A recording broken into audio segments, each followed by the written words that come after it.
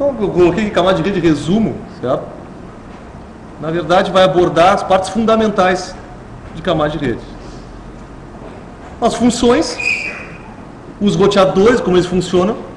Então, camada de rede tem tudo a ver com roteamento, porque a função de roteamento está na camada de rede. E endereçamento também.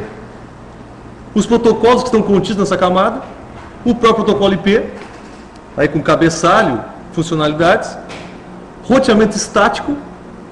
Então vamos ver como é que funciona o processo de roteamento estático. O que é o roteamento estático? Onde as rotas não são modificadas por protocolos de roteamento dinâmico. Então elas são inseridas por um administrador. O cara vai lá e vai colocar manualmente. Protocolo de CMP e um NAT, certo? Porque o NAT tem a ver com endereçamento. Ele pega uma parte de camada de transporte, mas fundamentalmente ele é uma troca de endereço. Então, camada de rede, para que serve? Transportar segmentos hospedeiros de transmissor para o receptor. Ah, tudo bem, nenhuma novidade aí. Lá, transmissor encapsula os segmentos em datagramas. Lá, o receptor entrega os segmentos da camada de transporte. Então, veja, este cara aqui é o responsável por pegar o que é gerado lá no software aplicativo, que está aqui, lá no meu navegador, lá no meu chat, está aqui, quero mandar oi. Esse cara obedece o protocolo, por exemplo, quando nós temos prática lá do IRC, esse cara aqui usa o TCP e esse cara aqui usa o IP. Tudo isso aqui, ó, vai ser carregado pelo IP desta forma aqui.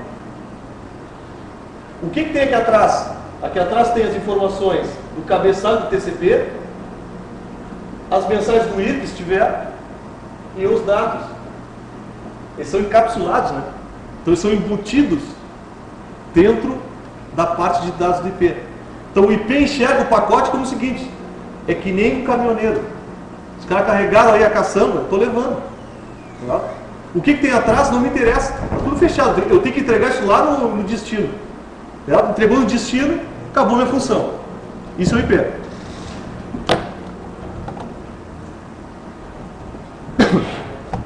Bom, obviamente todos os hospedeiros, os hosts, né, devem haver esses protocolos, tanto nos hosts como nos roteadores. O que faz o roteador? Examina os campos de cabeçalho em todos os datagramas IP que passam por ele. Então olha só, o que faz o roteador? Ele vai pegar esse cabeçalho aqui e vai analisar endereço de origem e destino. Normalmente somente destino. Para onde tu quer ir, tio? Ah, então para lá. Não sei onde tu quer ir. Então descarta. É assim que funciona. Então esse cara recebe o pacote, analisa para onde é e repassa para alguma das suas interfaces, se tiver caminho. Pode ser que ele não tenha caminho e vai retornar um erro. Tá? Então neste caso aqui, ó, veja, o sistema final aqui, esse host, vai transmitir para esse outro aqui. Quando ele passa no roteador, o roteador analisa até a camada de rede apenas. Então o roteador não sabe se aquele pacote está carregando, por exemplo, informações de uma página, se é uma conversação com o IRC, interessa? O que ele sabe é o seguinte: o IP de origem e o IP de destino. É só o que ele trata. Tá? Por isso que se diz que o roteador trabalha na camada de rede, porque ele analisa até a camada de rede. O resto não interessa para ele.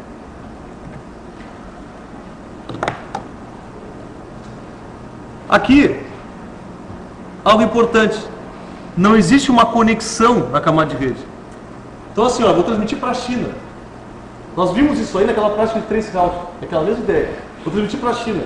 Eu não crio um canal de comunicação lá com os caras da China, com todos os roteadores. Não. Eu pego um pacote e mando independente um do outro. E vai. Se chegar, chegou. Se não chegar, aqui na camada de transporte vai haver a forma de retransmissão. Aqui não. Você viu o cabeçalho do IP? Não diz ali número de sequência daquele pacote. Não tem esse controle. Não é ele que faz. Ele é o motorista do caminhão. Certo? Guarda isso por enquanto. Então não existe a conexão fim a fim. Quem faz isso aqui, ó, quem faz conexão fim a fim é a camada de transporte. Certo? Não a camada de rede. Basicamente é só encaminhado pelo endereço do hospedeiro de destino. Aonde tu quer chegar, e aí vai depender das rotas que tu tem. Você pega um exemplo como esse aqui. Eu tenho, na verdade, quantas rotas para chegar desse host até esse outro aqui? Quantas rotas eu posso fazer aqui? Posso sair por cima, posso sair pelo meio, posso sair por baixo. Posso ter um loop de roteamento que faço aqui, ó. Vou para cá, venho para cá, volto para cá, e faço aqui. Vou ficar o resto da vida aqui. Quem configurou esse negócio aqui? Alguém? É. Ou um protocolo de roteamento entrou em loop por algum problema de configuração de alguém. É. Então sempre alguém mete a mão. Aí dá problema. É. Então aqui está dando exemplo. Ó. Mesmo pacote com o mesmo destino, pode seguir rotas diferentes. É bastante comum, pode acontecer. Porque as rotas, sendo dinâmicas, elas vão trocar de acordo com os custos e as métricas. Agora está melhor passar por aqui. Manda 2 pacotes por aqui. Agora está melhor por aqui. Manda 2 por aqui. O que vai acontecer no destino? Chega fora de ordem. Não chega fora de ordem? Pode chegar. Mandei pacote 1 e 2 por um caminho mais lento e 3 e 4 por um mais rápido. Lá no destino chegou 3 e 4, depois chegou 1 e 2. Então lá no destino tem que botar em ordem de novo. Tem que reordenar. Bom, como é que funciona um roteador? Aí genericamente o roteador. Ele executa algoritmos, protocolos de roteamento. No caso aqui, RIP, o SPF, que nós vamos ver aqui na unidade de laboratório de redes 2. BGP de ver em laboratório de redes 3. É um protocolo que eu falei para vocês que é do núcleo da internet, como funciona entre provedores. E comutar os datagramas do link de entrada no link de saída. Deixa a palavra aqui, comutar. Então o roteador é um comutador, certo? Ele é um switch também, não é? O roteador é um switch? O que faz um switch? Ele não faz comutação? Ele não faz chaveamento de uma interface para outra? O roteador não faz isso? Faz isso também. Só que além disso, ele pega e leva em outro nível, que é analisar IP, coisa que o switch não faz. O switch recebe um MAC de uma entrada, analisa sua tabela e manda na porta correspondente. Se tiver, se não tiver, manda em broadcast. E o roteador vai fazer isso também. Só que antes de jogar na interface de saída, ele vai fazer o processo de roteamento. Então ele é mais lento que o switch? Teoricamente sim, faz uma função a mais. Ele tem que analisar endereço de destino. IP. Switch não faz isso. Tá? Então eu vou ter portas de entrada, porta de saída. E o processo de roteamento. Então vejam, esses protocolos aqui são todos em software. Sistema operacional do roteador fazer isso. Qual é a mágica da Cisco, por exemplo? É o sistema operacional. Claro que juntamente com o seu hardware. Mas o grande dos caras é a forma como eles customizam o sistema operacional para funcionar naquele hardware. Então tu pega um roteador com pouquíssimos recursos perto de um PC e ele faz roteamento muito melhor. Então isso acontece, porque o hardware é específico para isso. Aqui, como funciona, né? Por dentro o negócio é um PC, na verdade, isso aqui. Tem roteadores que são baseados no PC. Certo? O caso do Viata, do Juniper, é um PC. Só que é um PC com uma placa-mãe especial e tudo mais, mas é arquitetura PC. O Juniper, por exemplo, que é um concorrente da Cisco, ele usa um sistema operacional baseado no FreeBSD. É o FreeBSD que os caras customizaram. E roda em roteadores de grande porte. Certo? Roteadores que em provedores são usados aí. Bom, a porta de entrada então. Isso aqui é legal a gente ver o seguinte. Toda a interface tem um buffer. Tem uma fila. Para que essa fila? Porque pode ser que o meu roteador não tenha capacidade de fazer o roteamento na quantidade ou na velocidade do que os pacotes chegam. E aqui que eu vou gerar fila. Entrou, todos nós aqui estamos entrando no roteador. O roteador tem capacidade para 6 pacotes por segundo. Tudo bem, então 12, então 14. Bom, é 6 por vez, meu velho, e o resto? E o resto fica na fila. E se a fila está saindo na rua, alguém vai ficar na rua. É bem assim que acontece. Isso também vale para switch, mesma ideia. Então, o roteador, a capacidade dele é medida em pacotes por segundo. Quantos pacotes por segundo um roteador pode processar? É assim que funciona, digamos, a questão de capacidade, certo? O legal é que dessas filas aqui, eu posso fazer diferenciação, que nem eu faço numa fila de banco. Ah, chegou um velhinho, o velhinho vai na fila prioritária. Chegou uma gestante, fila prioritária. E o resto da galera vai para a fila. Eu até posso usar uma fila única e passar o velhinho para frente também, certo? É possível. Então, aí envolve a questão de priorizar tráfego.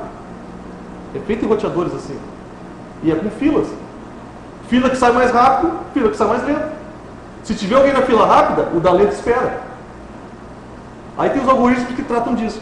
Mas desde os roteadores acontece isso aí. Então a parte de dar melhor condição da rede para um pacote se dá nas filas dos roteadores, na política de uso de filas. Que é uma outra história, certo? A gente vê lá em QoS, lá no quinto semestre. Bom, na saída, certo? Que é muito mais a ver com a questão do QoS. Normalmente o QoS vai acontecer na saída, né? Então é feito o processamento, boto na fila. Ah, esse cara aqui está marcado de alguma forma, esse cara aqui é prioritário. Então vai para a fila 0. E esse outro aqui, não tem marca nenhuma, vai para a fila 8. Eu posso fazer assim. E aí como isso aí vai ser tratado, vai depender de como a gente configura, certo? Isso é tudo feito manualmente. De alguma forma vai ter o administrador de ir lá e configurar isso. Muito bem. Que é a questão do buffering, né? Que é armazenamento em buffer. Então imaginem uma memória que eu vou colocando os pacotes ali e diferenciando eles ou não. Se eu não fizer nada, se eu não fizer nenhuma diferenciação, a fila se chama fila FIFO, que é o primeiro a entrar, o primeiro a sair. First in, first out. Mais comum. Sou o primeiro que cheguei aqui, o primeiro a sair, pô. Certo? Não é isso? Fila normal. Os protocolos, então, comuns que existem na camada de rede, né, nos roteadores ou hospedeiros. RIP, OSPF, BGP, EIGRP, que é proprietário da Cisco, tem os roteadores da Cisco. Inclusive, o EIGRP, vocês vão olhar no laboratório de redes 2, ele foi aberto agora, o código-fonte dele. Ele é proprietário da Cisco, ele foi aberto agora.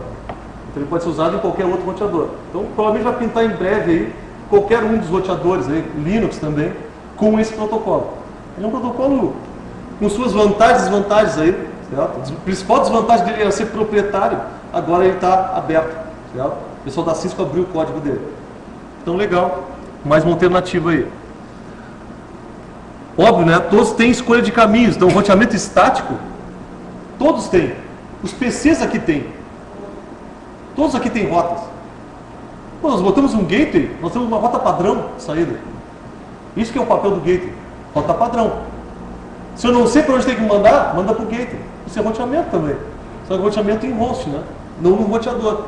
O roteador trabalha diferente, ele recebe um pacote destino, passa para a interface correspondente. Então o roteador no mínimo tem 2 interfaces. No mínimo 2. Tá? Recebe em uma e envia na outra. Aí eles vão dizer, não, vem cá, não posso ter um roteador com uma interface só? Pode, sem problema. O processo de roteamento é em software. Só que o que vai acontecer? O pacote vai chegar e vai retornar para a mesma interface. Isso é muito usado em VLANs. Eu tinha visto isso aí também, certo? Mas é possível fazer com uma interface só. Tá? Bom, o protocolo de IP, que é responsável pelo endereçamento, tratamento dos pacotes. O ICMP, pelo aviso de erro, sinalização de rotas. Eu tenho as tabelas de rotas, então fica tudo na camada de rede. Endereçamento e roteamento. O protocolo IP, então, Internet Protocol, que na verdade é um protocolo para comunicação entre redes. Não é internet, é entre redes. Guardem isso. Ah, o IP é o protocolo da internet. Não quer dizer nada isso aí. Internet, como a gente conhece, a internet é um conjunto de várias redes. O protocolo faz a comunicação entre essas redes, é o IP. Por isso ele levou esse nome aí, de internet, para fazer a comunicação entre as redes. E é exatamente o que ele faz. O pacote IP é o que viaja entre as redes. Tá? Exatamente está dizendo aqui. Entrega em redes distintas. É feito sem conexão e garantias de entrega. Quer dizer, mandei azar. Não é minha responsabilidade na camada de rede fazer a garantia de entrega. Isso é feito opcionalmente na camada de transporte. Opcionalmente. Se eu usar o DP, eu não tenho essa garantia também. Não tem mecanismo nenhum de garantia. Não tenho como saber se chegou o pacote do outro lado. Essa é a ideia. Encapsula os dados, então, os PDUs, né? Que são as unidades de dados em formato de pacote. É isso aqui. Ele pega as informações das camadas superiores, empacota e vai. Porque ele tem endereço de entrega na rede final. Olha a diferença. Ele tem endereço de entrega na rede final. E a camada de enlace aqui tem o endereço de entrega na rede local. Essa é a diferença crucial aqui de endereçamento. Esse cara aqui tem os endereços da rede local. Esse aqui tem da rede final. É muita diferença isso. É muita diferença. Uma coisa é entregar ali. A outra é entregar na rede que está 20 roteadores daqui. Certo? Aqui o exemplo do cabeçalho. O que contém o cabeçalho basicamente? A versão do protocolo, que é a 4. O tamanho do cabeçalho, que é fixo em 20 bytes. Aqui é fixo sempre em 20 bytes. Esse campo aqui, que é o diff serve field, certo? Esse campo aqui serve para marcar o pacote. Acabei de falar aqui, né? Eu posso ter um pacote marcado e ele ser tratado de forma diferente no roteador. A marcação é feita aqui. Esse campo se chamava TOS, Type of Service. E aí foi adaptado para diff serve. Foi padronizado. Isso aqui são classes de serviço. Então eu posso dizer o seguinte, ó, um pacote de voz está marcado com EF. Um pacote de backup está marcado com 00. Se chega um EF e chega um 00, o EF sai primeiro. E o 00 fica esperando. O backup pode esperar, voz não. Aí tem vários níveis de serviço aqui, só para dar uma ideia para que serve esse negócio. Aqui é o tamanho total, aqui é só o tamanho do cabeçalho. Aqui é o tamanho total. O que é o tamanho total? Está contando o que está carregando aqui, ó. É? O que está levando ele? Aqui identificação e os flags de fragmentos. Qual é a função disso aqui? A gente vai ver isso aqui também, que é o tamanho máximo do pacote que eu posso transmitir numa rede. Se todas as redes fossem iguais, isso aqui nem existiria. O problema está no seguinte: eu crio aqui um pacote de tamanho máximo numa rede de internet e transmito isso por meio de uma DSL, que o tamanho do pacote é menor. Olha, o resto do meu pacote, o que acontece? Perco ele. Pô, eu podia mandar 1.500, eu estou mandando 1.492, aí os outros 8 bytes que eu tenho de informação, o que acontece com ele? Eu pego o pacote e crio 2. Certo? Quem faz isso é o roteador. Então, na verdade, ele vai pegar um pacote. Ah, eu não consigo transmitir esse negócio aqui, cara, porque agora é menor. Isso é físico. A questão é a tecnologia de rede local que eu estou usando para frente. Eu não consigo mandar esse 1.500, cara. Eu vou ter que mandar 1.492 e outro pacote com 8 bytes de dados. É o que eu tenho. Isso são os fragmentos. Então, na verdade, eu mando um pacote e gera 2. Ou mais, né? Dependendo como for. Então, esses campos aqui têm essa função. Aí tu vai ter que marcar cada pedacinho de pacote para chegar lá no destino e ele agrupar. Ele só agrupa lá no host final. Pergunta: vocês acham isso aí uma boa? Fragmentação de uma rede, vocês acham uma boa? Vocês acham que isso é bom? Um desempenho bom acontece? Com fragmentos? Acho que não, né? Não é uma boa, né? Roteador é pacote por segundo, certo? Se eu dobrar o número de pacotes, por exemplo, eu estou fragmentando cada um deles, eu vou derreter o roteador. Então, fragmentos são mal vistos em firewall, normalmente são bloqueados. Qual é a solução para não haver fragmentação? É o host origem gerar um pacote menor. Mesmo que a capacidade da rede local que seja maior, eu já gero ele menor. Porque quando chega no roteador, ele sai do tamanho original. Estou falando esse caso aqui porque é o caso prático. O uso pessoal de ADSL como modo bridge, normalmente, ou como modo roteador, ele usa PPoE, certo? PPoE insere mais um cabeçalho no quadro Ethernet, que é o PPP. Não é isso? PPP over Ethernet, quer dizer, Ethernet, PPP em cima e o IP em cima. Quando a rede local estou mandando, estou usando só a Ethernet. Quando eu passo para a DSL, é PPP, é um cabeçalho a mais.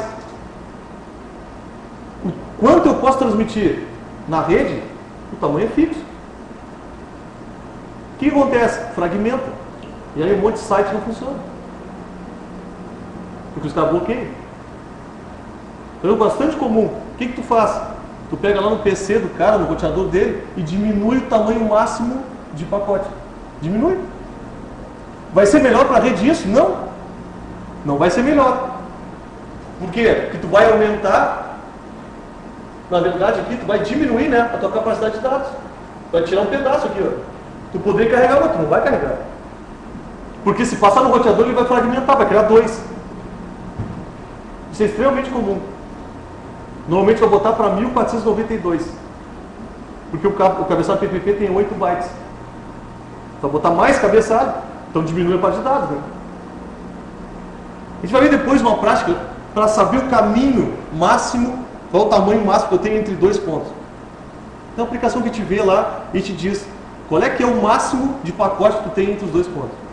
E é legal vocês fazerem isso em casa, fazerem um trabalho para vocês verem o que acontece. Se daqui a pouco vocês estão com 1492 entre o ponto que vocês querem chegar e a máquina de vocês, e vocês estão saindo com 1500, está acontecendo fragmentação. E aí vai acontecer um problema de talvez os caras te bloquearem algumas coisas. VPN já não funciona, não aceita fragmentação e outras coisas acontecem.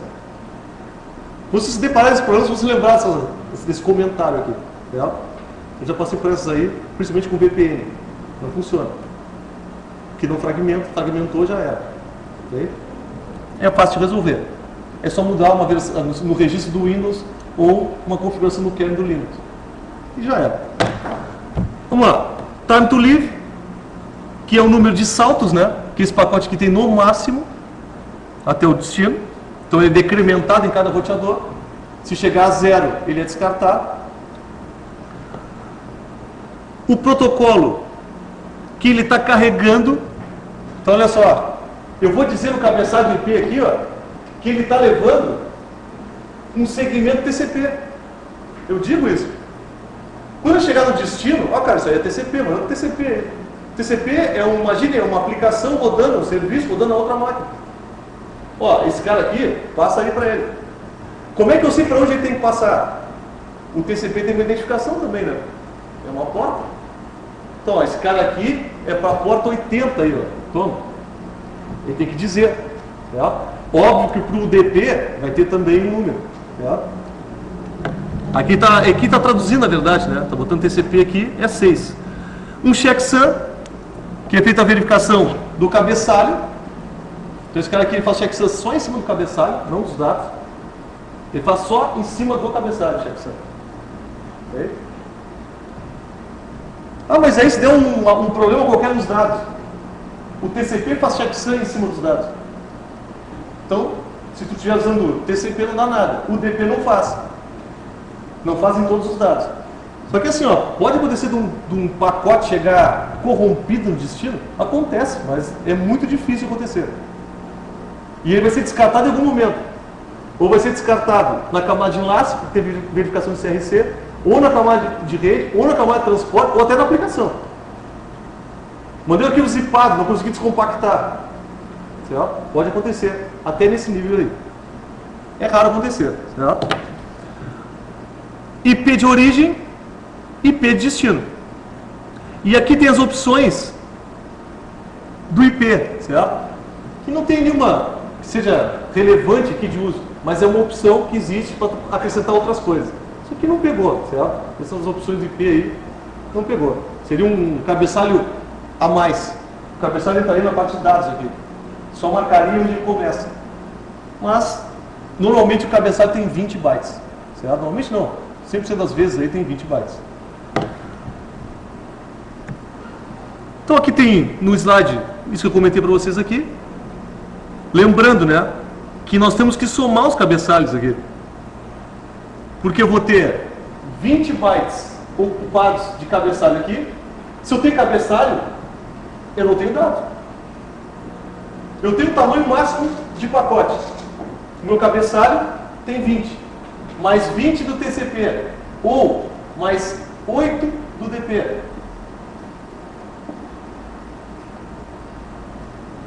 Tem que ir somando. Aplicação eu não vou contar. Na camada de enlace, se eu estou usando a internet, como a gente está usando aqui, eu tenho 18 bytes.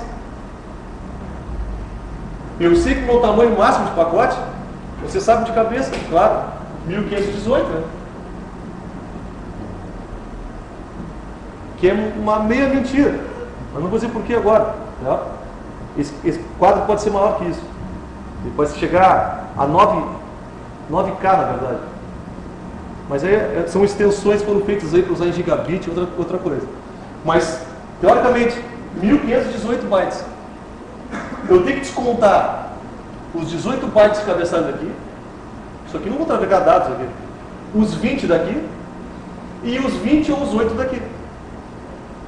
Para mim saber quanto eu vou transmitir de dados. Lembrando, não me interessa isso aqui. Me interessa isso aqui. Então eu tenho que descontar aqui cabeçalho. Para saber quanto eu vou ter de capacidade para transmitir cada um desses quadros. Ok? Muito bem. A fragmentação, então, quando é que acontece? Ó, aqui tem um exemplo. Esse cara aqui está transmitindo 4.000 bytes. Porque essa rede onde ele está aqui permite isso. Por que permite? Ora, a tecnologia de rede local do cara é outra. Bom, quando ele passa num enlace que tem menor capacidade de pacote, o que vai acontecer? Ora, chegou 4.000 bytes, aqui só passa 1.500 por vez, meu velho. E agora, o que nós vamos fazer?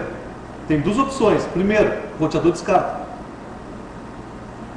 Por que descarta? Porque o pacote pode sair marcado lá na origem com a opção não fragmentar. Cadê?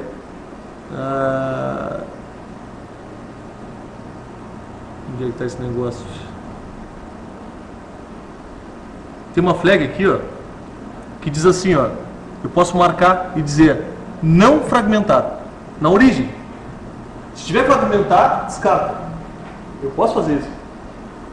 É opcional, eu posso fazer. Mas normalmente isso não acontece. Estou mandando meu pacote, eu não sei o que tem na frente, eu não tenho esse controle. Eu não sei por que vai passar, por quais roteadores vai passar, daqui até o meu destino. Mandei. Chegou no roteador aqui, o que ele vai fazer? Olha, para passar esses caras aqui, só dividido em 3. Ele pega o cabeçalho, obviamente repete o endereço de origem, endereço de destino, ele vai ter que repetir isso aí, os dados, ele vai ter que dividir e vai ter que botar identificações nos fragmentos. Para quando chegar esses 3 pedaços lá no destino, ele vai lá e remonta. Importante aqui, perdeu um pedacinho, perdeu o pacote todo. Outro detalhe, e se esses 1.500 passarem num enlace que é 768, divide de novo. Então vai ficar um horror no final. Isso não é bom, mas é necessário. Porque eu vou passar em certos enlaces que eu não tenho como passar um valor maior do que fisicamente é possível. Por isso foi criada essa fragmentação aí. Hoje não é muito comum, mas como eu falei para vocês, ele caso DSL. Esse é o caso mais notório. E é fácil de fazer, certo? É fácil de testar. Então só perceba o seguinte, quem é que monta esse negócio? O destino monta. Quem é que divide? O roteador divide. O roteador é responsável por dividir. Então o roteador tem essa função. Tá? Ele não vai agrupar, ele vai dividir para poder transmitir. Então está aqui o caso. Ó. Eu vou marcar aquele offset que é o deslocamento. Então esse fragmento está partindo do 1480 para frente. O outro parte de 2960 para frente. Um começa no zero, o outro termina em 1479. O segundo termina em 2959. O outro começa em 1960. E vai indo assim. Então eu tenho que ter essas identificações aí para poder montar esse carro novamente. Vou ver você, isso aqui não é bom, tá? Mas é necessário. Hoje cada vez menos necessário, mas em certas épocas tinha muita diferença de tecnologia. Para você ter uma ideia, a ATM, que é uma tecnologia da camada de enlace, possui células de 53 bytes. Células, como se fossem pacotes. Tá? São 5 bytes de cabeçalho e 48 de dados. Vai fragmentar? O que vocês acham? Isso é um horror, né? Fragmentar um monte. Porque a tecnologia dos caras é baseada nisso. Tá? Muito bem. Bom, o próprio endereçamento IP, né, pessoal? Vocês já viram isso aqui? Né? Só vou dar uma passada aqui. O que eu tenho, na verdade? Eu tenho redes que possuem uma faixa de endereços que são diferentes entre si. Portanto, eu consigo isolar essas redes. Por que eu faço isso? Porque nem todo mundo está trabalhando na mesma empresa. As redes são diferentes porque eu quero que pessoas diferentes, redes diferentes, empresas diferentes se comuniquem. Com tecnologias de redes locais diferentes também. Todos obedecem o padrão TCP/IP, mas o que tem abaixo aqui não interessa. O cara está usando satélite, tudo bem. Está usando celular, rede sem fio, fibra ótica, não interessa. Eles têm que ter em comum TCP/IP. E esse endereçamento vale para todos. Então tem que dividir de alguma forma justa ou injusta, ou o que for. Tem que dividir. Então essa divisão foi feita inicialmente com classes, depois sem classes, se adicionou máscaras de subrede, depois máscara de subrede variável, NAT para fazer tradução de endereços. Então todas essas gambiarras aí foram para acomodar a falta de espaço de endereço. E outra, para diminuir as tabelas de roteamento. Pra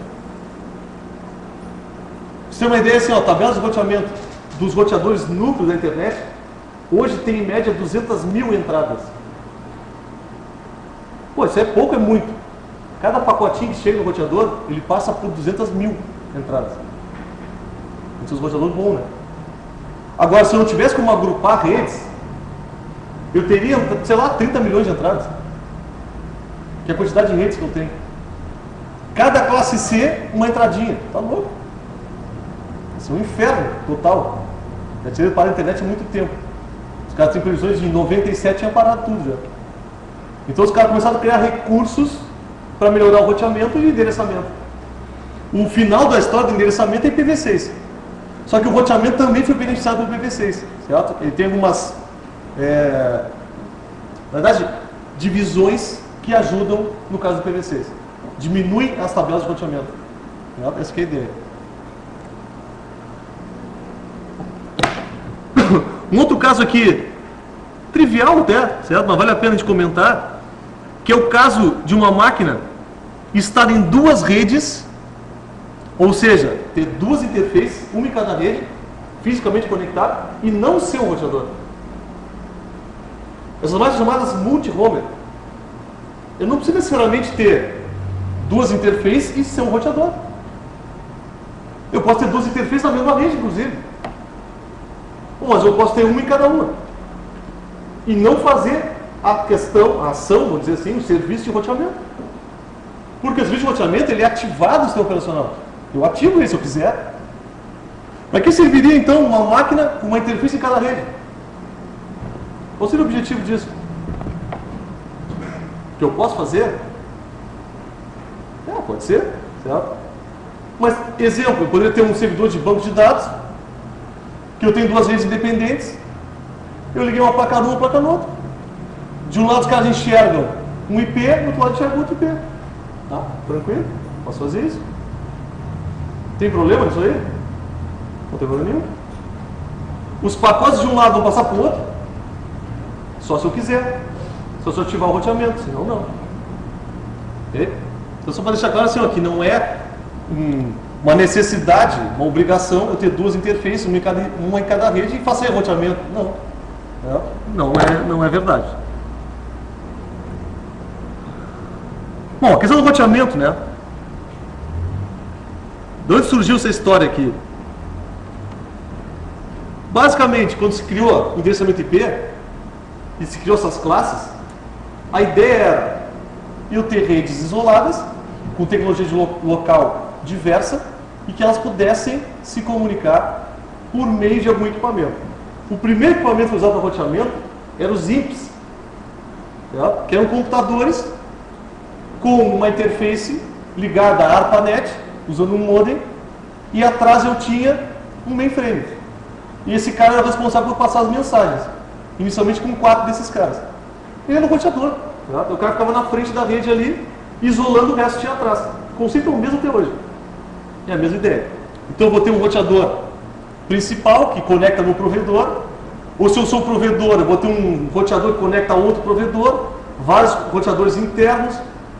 Então todo esse emaranhado aí hoje é extremamente complexo. Então eu tenho que ter algumas formas de roteamento que não eram as pensadas inicialmente. É diferente eu ter 4 computadores e eu ter 700 milhões. Bem diferente. Então, conectar redes heterogêneas. O roteador tem um grande papel que é o seguinte: eu não quero saber o que tu tem, o que tu está usando. Não me interessa a tecnologia de rede local que tu está usando. Desde que tenha TCP/IP, a gente conversa. Essa é a lógica do roteamento. Então, tornar independente a tecnologia de rede local ou as tecnologias de redes locais que se comunicam. Tá? Essa é a ideia. Aqui o exemplo da tabela de roteamento. Vocês já viram também, certo? O que eu tenho basicamente? Um endereço que representa, neste caso aqui, um host. Então essa máscara aqui determina a abrangência do roteamento. Então a abrangência desses endereços aqui. Nesse primeiro caso, eu tenho um /32. É um único host. Já nesse de baixo aqui, eu tenho um /27, né? Eu tenho /27. Quantos hosts abrange essa máscara aqui? Um /27. Se eu tenho 32 no total, eu tenho 27 para a rede. Quanto sobra para host? 32 menos 27. Que dá? É Jéssica. 5. 2 na 5 dá quanto, Jéssica? Faz brincadeira, né? Vamos fazer um joguinho binário ali. 2 na 5. 32. Esse cara compreende um espaço de endereçamento de 32 hosts. Então veja que esse cara representa 32 hosts. Então a tabela de roteamento não é por cada um dos hosts, né? É por causa das redes. Eu boto uma rede, representa uma quantidade de hosts.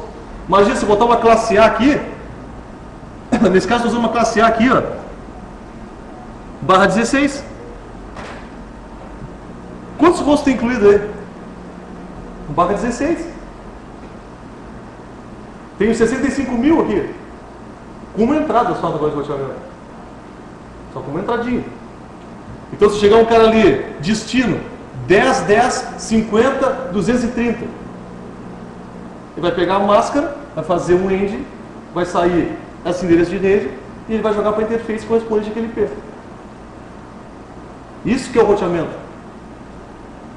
Chegou outro IP, destino 10, 10, 50, 239. Pega a máscara de cada um desses caras e vai fazendo. Sobrou a rede que está aqui? Não. Sobrou a rede? Sobrou. Então, direciona. Digamos que tenha chegado aqui agora 192 destino. 192, 168, 36, 15. Vou fazer a máscara desse cara com destino. Bateu essa rede? Não. Bateu? Não. Bateu? Não. Bateu? Não. Vem aqui. 000. End qualquer coisa? Quanto é que é? Se eu multiplicar 0, qualquer coisa, o que dá? Zero. Existe a rede zero aí? Existe a rede zero, não existe? Então, quando chega um destino que não está listado aqui, o que ele faz? Manda para a rota padrão, né? Bateu em todo mundo. Bate. Bateu aí? Não. Então vai para a rota padrão, joga para a saída. Vai chegar no destino, bom, é outra história, passei a bola para outra. Tá? Passei a bola para o da frente. Então veja, rota padrão é fundamental no roteamento. Ela não é obrigatória. Não é obrigatória. Posso chegar ao ponto assim, ó, eu não quero acessar qualquer outra rede que não esteja aqui. É possível? Não tem essa de não deu nada aqui para a rota padrão. Não deu aqui, não deu, meu velho. Dá lá destino alcançável, tchau para ti. É isso que vai acontecer. Então aqui só para um exemplo, isso aqui é um Linux, certo? No caso dos roteadores Cisco, é similar a isso. Então, é a rede, a máscara e para onde eu tenho que mandar. E reparem aqui as interfaces, ó, as quais eu vou mandar esse meu pacote. Então é o seguinte, ó, chegou aqui, manda PTH1, manda PTH0. E se eu tiver 10 interfaces, interessa. Certo? Ele faz processo de comutação também. Como é que se adiciona a rota? Roteamento estático. Claro que tudo aqui, pessoal, vai ser baseado no meu projeto de rede, no meu plano de endereçamento. Bom, eu tenho uma rede que é a 200.122.42.0. Como é que eu faço, a partir do roteador onde eu estou configurando, para chegar nessa rede? Eu tenho que olhar o diagrama da rede, saber para onde eu tenho que ir. Olha, para tu chegar nessa rede aqui, manda para o roteador, na interface dele, 200.127.10.6. Então esse pacote vai ser encaminhado para esse próximo roteador, ele que se vire. Eu, como administrador, isso é o detalhe da questão estática, eu estou dizendo isso. Nós aqui estamos lá no roteador e estamos dizendo, ó, faz isso. Se eu fizer errado, bom, fiz errado, paciência, errei. Roteamento dinâmico vai resolver desde que a gente configure certo também. Só que o roteamento dinâmico vai acabar aqui. O roteamento dinâmico faz toda a volta e termina aqui. A tabela de roteamento vai ser exatamente igual. Como ela é formada, é que é diferente. Eu não vou fazer à mão. Eu vou fazer por meio de protocolos de roteamento. Essa é a vantagem e a desvantagem. Se eu configuro o troço errado, o problema é pior. Mas a gente não vai configurar errado aqui, né? Não. Então, olha o detalhe do roteamento estático. Eu não considero o estado da rede. Eu não considero. Digamos que esse roteador aí, 227.10.6, a interface dele deu pau. Caiu o link. É estático, né, cara? Vai lá e faz. Muda para outro roteador. Ah, numa rede local eu faço, estou enxergando ali, é mesmo, deu pau ali, eu troco. Tá aí no núcleo da internet, vai ter um cara lá sentado. Caiu ali, troca. Qual foi o 162.400 para ele? O cara tá louco, tinha morrido dos 10, os caras se deram por conta, não, vai morrer mais gente aqui, não tá dando. Não tem que melhorar o negócio. Então, essa troca dinâmica. Por isso, naquele caso lá do Trace que nós fizemos, faziam caminhos diferentes. Dependendo do horário, dependendo do tráfego. Uma hora fazíamos 5 rows, outra fazíamos 6 rows. Vai variar. E essa variação não é porque deu pau. A variação às vezes é por tráfego mesmo. Porque isso aqui tem uma métrica, tu define. Olha, se a métrica exceder tal, passa por aqui. Em tal horário é mais barato, porque a Oi me cobra menos, sai por aqui. E? Bom, só para a gente parar aqui um pouquinho nesse intervalo. Gateway Default. Está implícito aqui, certo? Qual é o funcionamento do Gateway Default? A gente está acostumado a botar em host aí, bota o gateway, senão tu não sai da tua rede local, correto? Mas no roteador, para que serve? Tem a mesma ideia. Verifica as rotas diretas, ou seja, as que estão ligadas fisicamente. As rotas indiretas que nós inserimos, ou por meio de protocolos de roteamento, foram agregadas à tabela de roteamento. Tia, não bateu nenhum o pacote, o endereço de destino, não foi nenhuma. Então faz o seguinte, não foi nenhuma, vai na rota padrão. Então rota padrão, na verdade, significa todas as outras redes que não estão ali. Todas as outras que não estão ali. Uma boa solução. Veja como facilitou a vida isso aí. Imagina um modem DSL se não tivesse rota padrão. Vamos imaginar, não tem rota padrão. Tu tem que botar 200 mil entradas em cada roteador desse. Porque se não tiver entrada na tabela de roteamento, ele não vai saber onde ele tem que mandar. E esse cara se dá conta do seguinte, cara. Mas vem cá, o Model DSL, cara, tá ligado só num próximo roteador. Aí eu vou listar 200 mil entradas e que todas elas vão para cá. É isso que eu vou dizer, né? Todas passam por ali, ó, todas. Pô, alguém pensou, né? Vem cá. Vou botar 200 mil entradas e apontar todas vão passar por ali. Então, bota uma só que representa todas, né, cara? Não é mais lógico? Essa foi a ideia de rota padrão. Os vão perceber isso quando colocarem rotas estáticas. Pô, vem cá, tu botou rota estática tudo no mesmo lugar ali. Não dá pra botar uma rota padrão para ali? Depende. Tem casos que sim, tem casos que não. Eu tenho 10 redes nessa minha interface. Todos para cá. Mas a minha saída para a internet é para essa. Minha rota padrão não pode ser para cá. Se sair para cá, eu vou acessar o Google para cá. Não é isso que eu quero. Eu vou ter que inserir todas essas 10 redes aqui. Tem que inserir as 10 e dizer que todas as 10 saem por aqui. Mas o Google sai por aqui. Isso é visível quando a gente está fazendo exercício de roteamento estático. Okay? Então a gente vai parar agora aqui, pessoal. Fazer um intervalo. Aí voltamos aqui, faltam mais uns 6, 7 slides aí. E vamos dar uma olhadinha na prática depois de ARP e CMP.